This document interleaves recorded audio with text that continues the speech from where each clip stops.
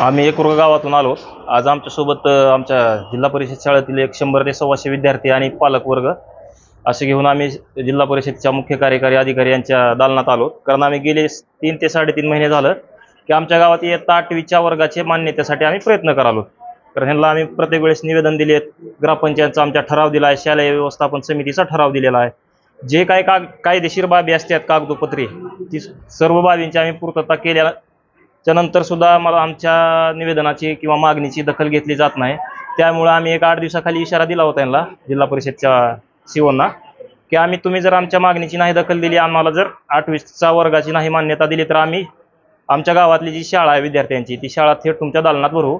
त्याप्रमाणे आमचं आंदोलन आजचं चालू आहे आणि जोपर्यंत आमच्या 8वीच्या वर्गाची मान्यता आम्हाला भेटत नाही तोपर्यंत हे आमचं आंदोलन चालूच राहणार आहे। किती विद्यार्थी घेऊन तुम्ही इथं पोहोचला? आम्ही 100 ते 125 विद्यार्थी घेऊन आलो आम्ही आज। आता जेवण वगैरे इथं जेवण सगळं शाळा इथंच भरली म्हणजे जेवण इथंच होणार। हा, किती वाजता आलात? आम्ही सकाळी 10 वाजता आलो।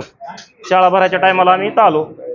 रीतसर शाळा चालू झाली, विद्यार्थ्याचा अभ्यास चालू आहे, जेवण चालू आहे आणखीन। आणि एवढं होऊन सुद्धा म्हणजे सीओना माहिती असून सुद्धा सीओ आज गैरहजर आहेत, शिक्षणाधिकारी।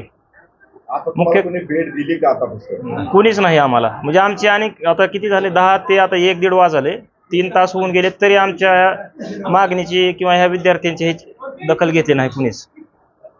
आता पुढील मागणी काय तुमची? पुढील मागणी पहिली आणि शेवटची मागणी आमची एकच आहे की आम्हाला 8वीच्या वर्गाची मान्यता मिळाली पाहिजे।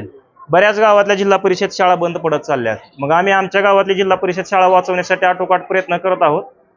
मग त्यासाठी आमच्या गावात 8वीच्या 30 ते 40 विद्यार्थी संख्या 8वीची, त्या 30 ते 40 विद्यार्थ्यांनी जायचं कुठं? आज आमच्या गावात 8वीचा वर्ग नाही। मग आमच्या जर गाववाल्यांची मागणी 8वीची मान्य केली तर आमचे विद्यार्थी गावातच शिकतील। विद्यार्थी पालक आले का शिक्षक पण आले? विद्यार्थी आणि पालक। तुमची मागणी आता कुठपर्यंत चालणार आहे? उद्या तुमचा वर्ग आणखी इथंच भरणार का? हो, भरणार। जोपर्यंत मागणी पूर्ण होत नाही आमची तोपर्यंत आम्ही इथून जाणारच नाहीत ना। आम्ही मुक्काम करायच्या तयारीने आलो तिथं।